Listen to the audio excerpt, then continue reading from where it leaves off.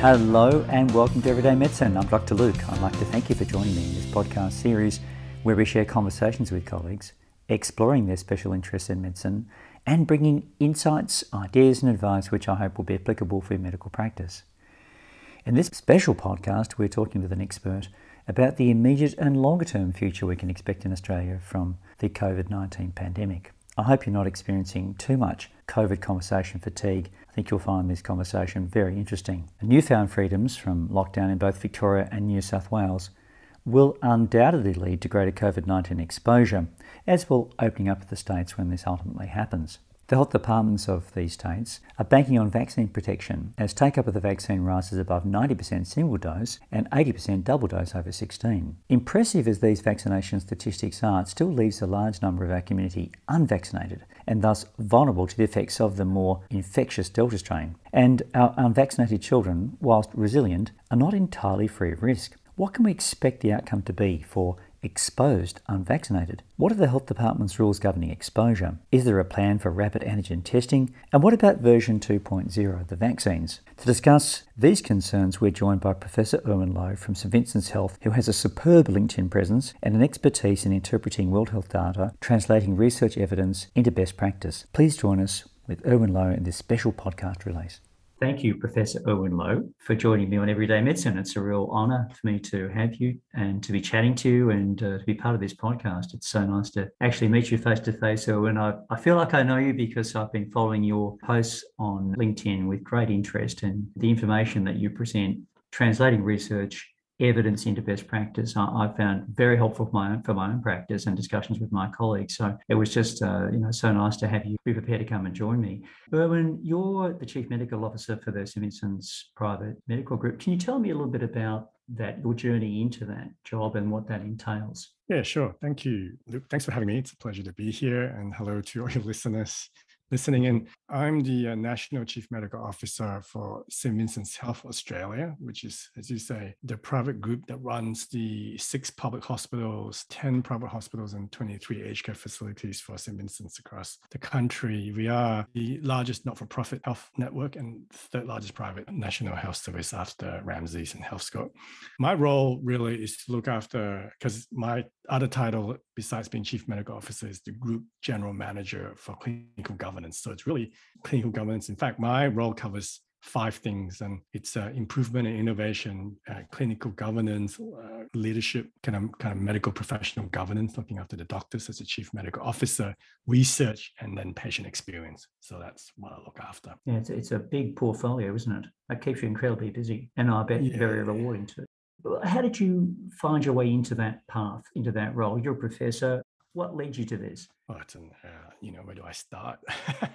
So, I originally did medicine, and then I trained in psychiatry, got interested in forensic psychiatry, did a law degree, worked as a lawyer, then for 2 years, missed medicine, came back to medicine and decided to combine medicine and law, and thought medical management was a way to do it. And I kind of did that. Started off as a deputy chief medical officer for Peter Mac, then joined Monash Health. I was there for 10 years, was the chief medical officer before then coming over to St Vincent. So that's kind of like my journey. Like most doctors, because I did my PhD actually in looking at why doctors move from clinical practice to management. 100% of doctors, when I was studying it at the time, and I interviewed over 40 doctors, they don't deliberately choose to work in management, but they opportunistically and in an unplanned way drift into management. And I'm sure you've met many doctors who've done that. Yeah, it's a real clinical skill set, isn't it? It's not something I suppose you really train for as a medical student, but it's just another pathway in medicine that makes this specialty and this profession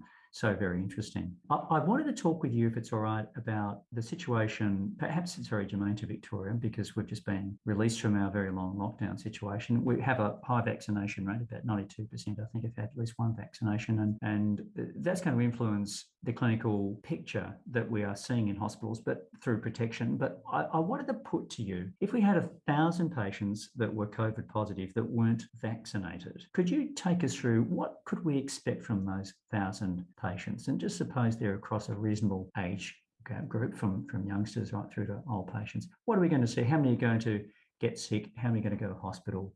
How many are going to end up in intensive care? What's going to happen to them?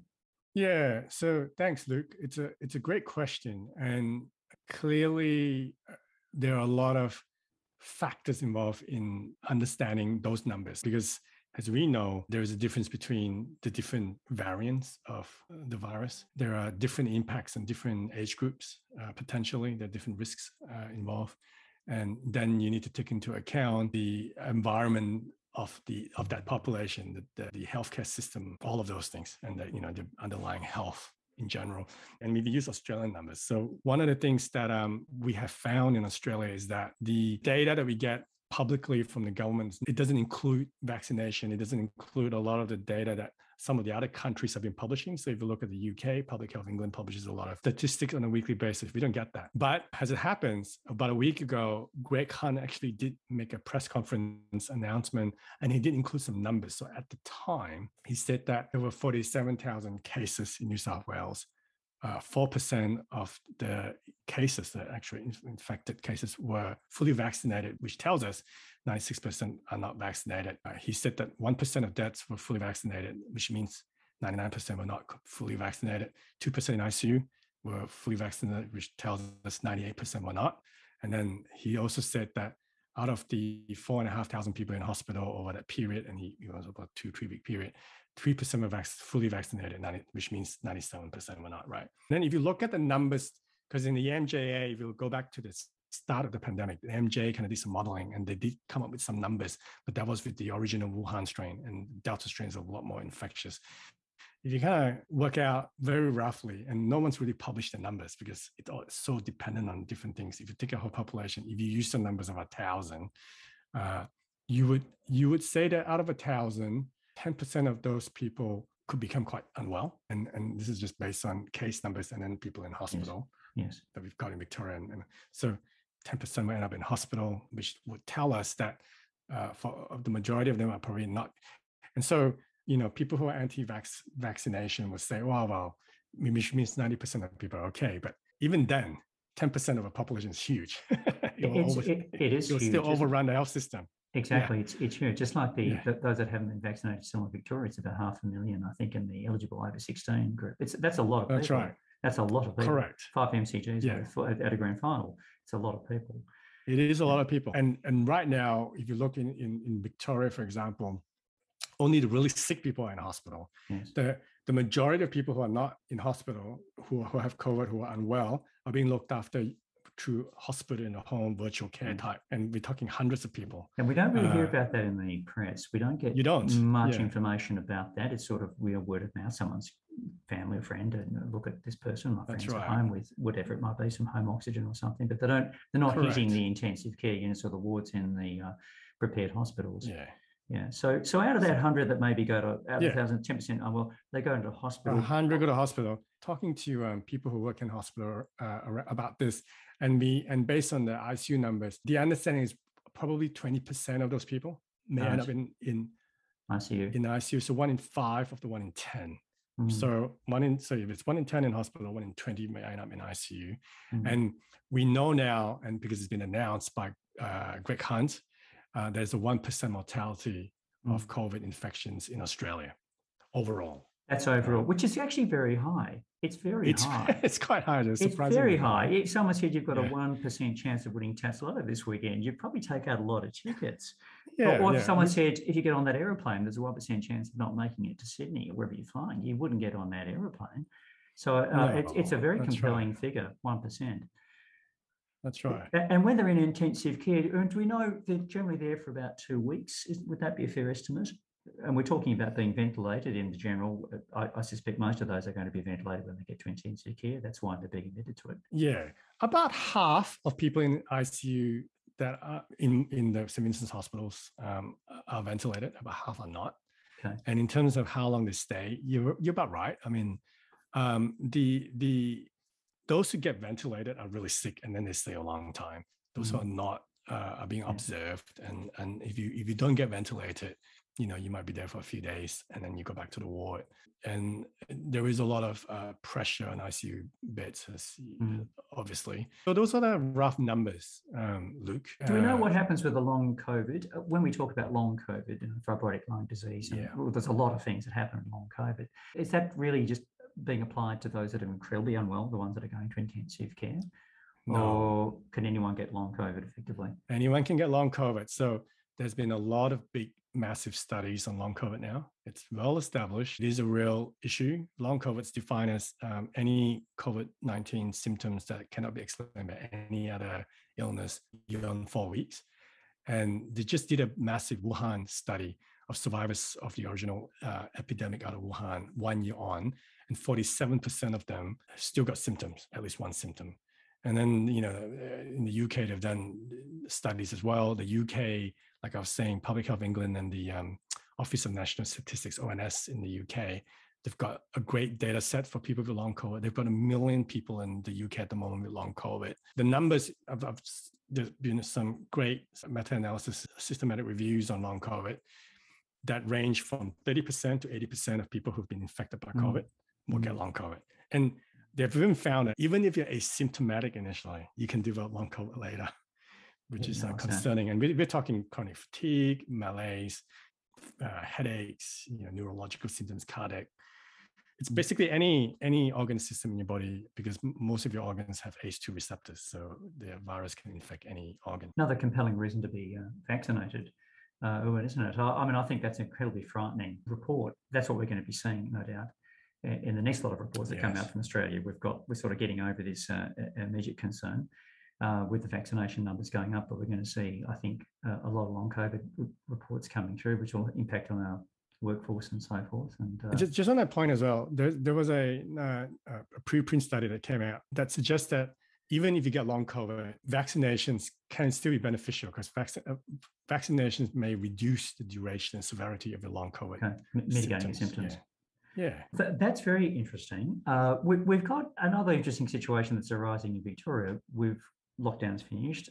There are some models that suggest that our peak numbers might be in December. I guess that does depend a little bit on how the vaccination gets rolled out beyond its current situation. We still are going to have a lot of our population that are unvaccinated, as in our children.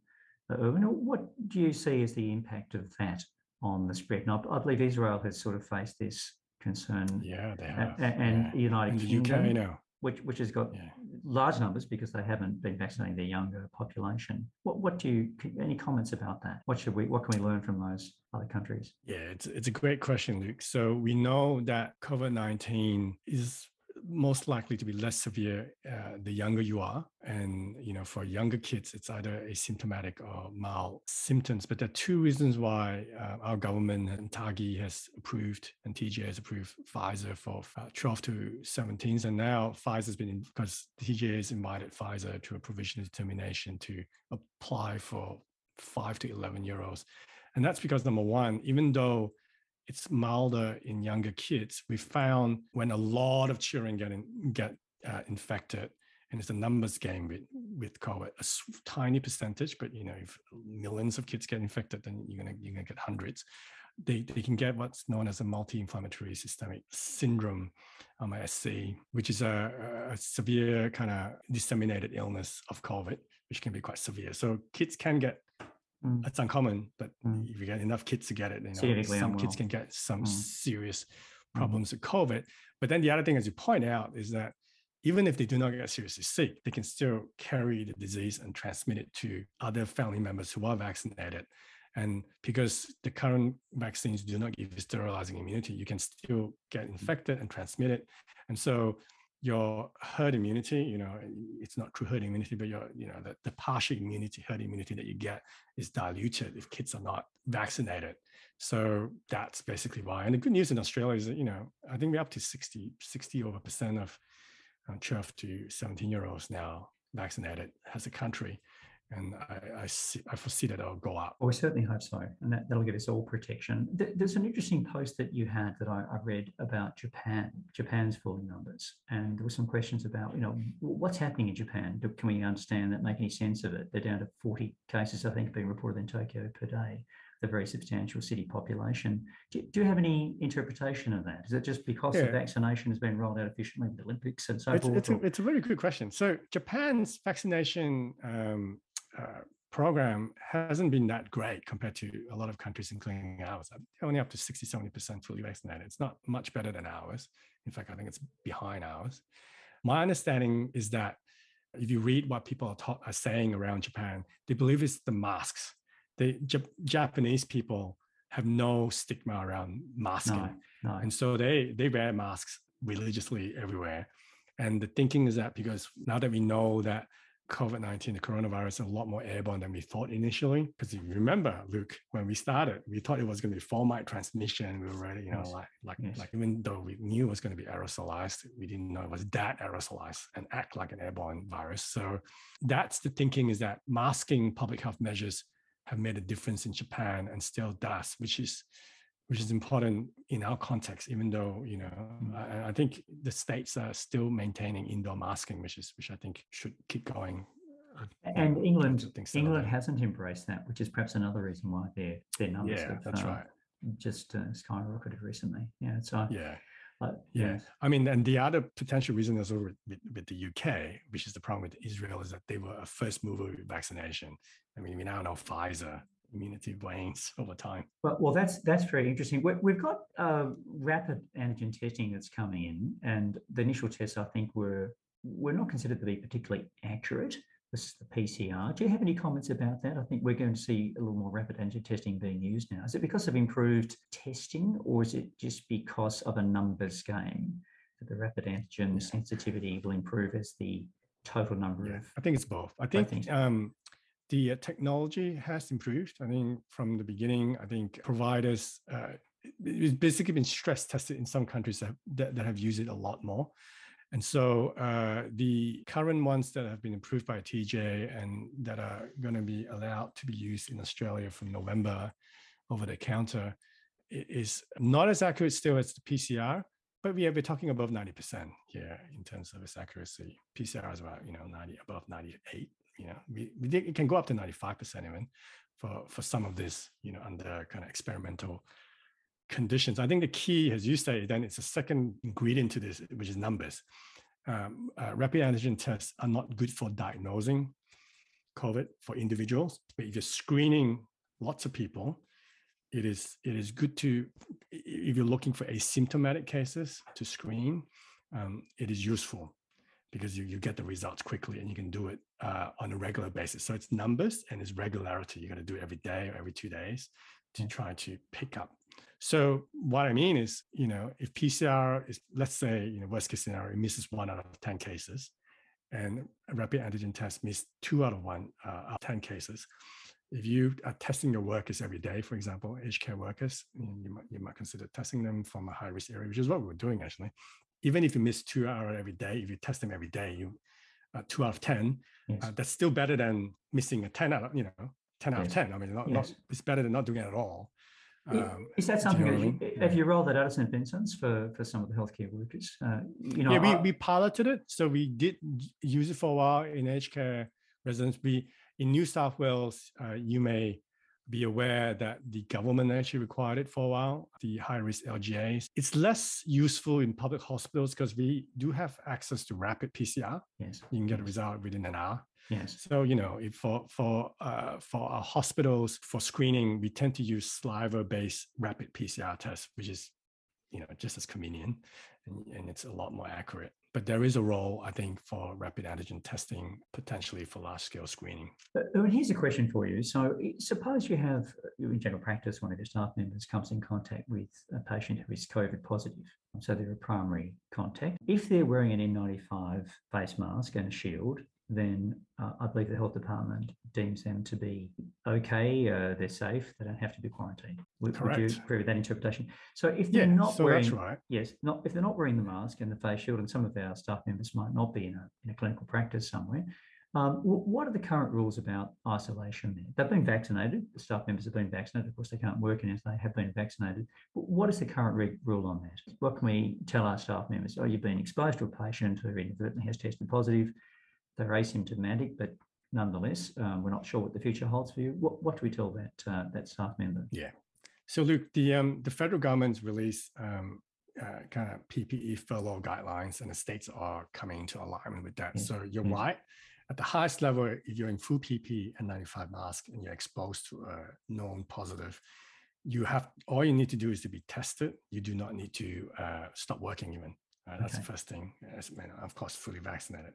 Now, if you're not in full PPE, then you will have to be isolated while you get tested, isolate if you're exposed. And my understanding in terms of the current rules, and I encourage everyone to keep up to date with the rules because they do change. I think the Department of Health in Victoria just changed this recently. Changing horizon, yes. Yeah, just a couple of days ago, I think they just changed. They updated it. It's 7 days. So it used to be 14 days. They've dropped it down to 7 days to isolate. And then if your test is negative, you can go back to work. And there are two tests in that period as well, because the infectious period's often hard to determine, isn't it? Do they have to write return 2 negative tests during that time as well? Really? Yeah, I think an initial test, and then I don't know, you're going to look it up before the end of the 7 days.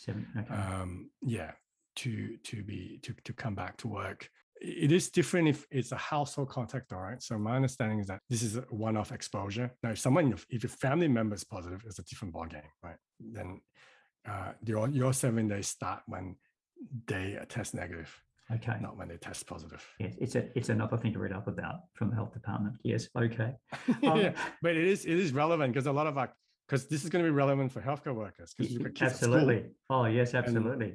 You're going to get it. Maybe. And right now Victoria's opened up and we don't have full vaccination, so there are going to be a lot of people getting exposed to it and being tested. I can see it's going to be interesting times for a while. What do you think the future's going to look like? We've got version 2 vaccines. I was reading in the Australian on the weekend. There was a big spread about version 2 vaccines. Nasal sprays, nano patches. I talked briefly before we started the recording about Icosavac, single-dose nanoparticles mimicking virus. I mean, a whole lot of unusual things. I think Tony Cunningham from Sydney is looking at longer memory methods, trying to trick T and B cells into giving us maybe 8 years of memory against the vaccine. There's a lot of interesting things that are 8 years against the virus. Sorry, there's lots of interesting things that are happening. Of course, we've got boosters coming up, haven't we? Your hybrid immunity perhaps being better than not. Tell us a little bit about where you think this is all headed.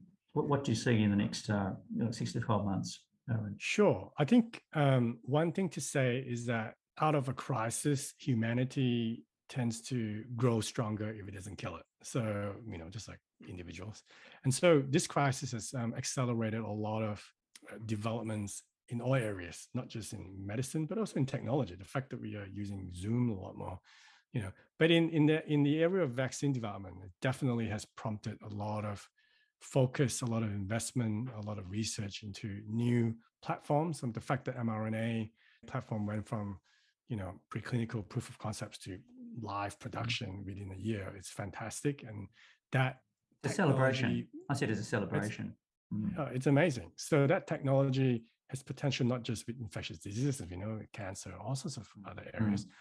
And even within that technology, I was just reading, you don't have to only use RNA. You can use full DNA, you can use circular DNA. There's all sorts of developments in that space.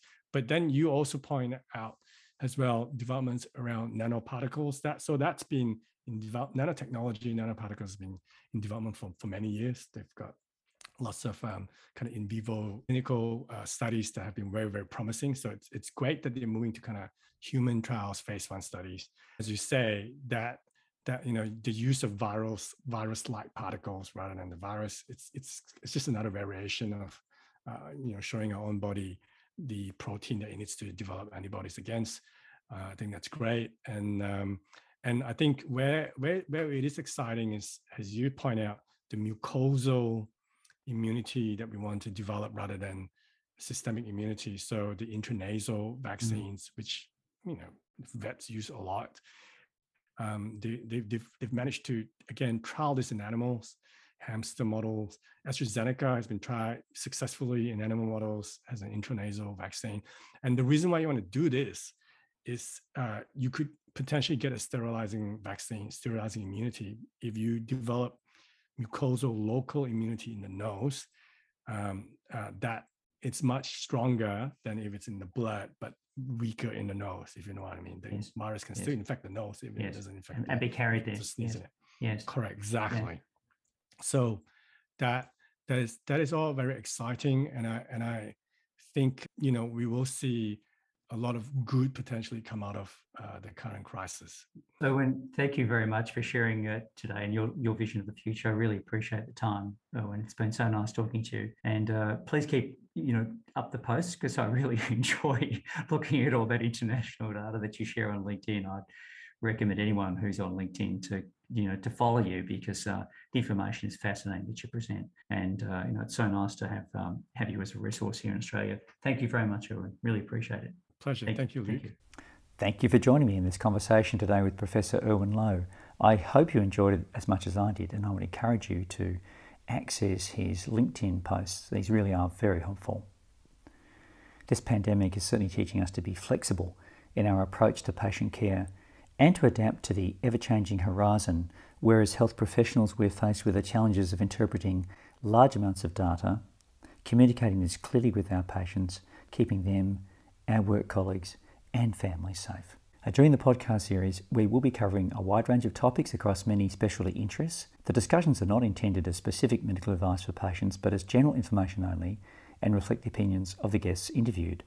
Requests for new topics to be reviewed and comments about the conversation you've listened to are welcomed, and may be emailed to manager@gihealth.com.au. Thank you.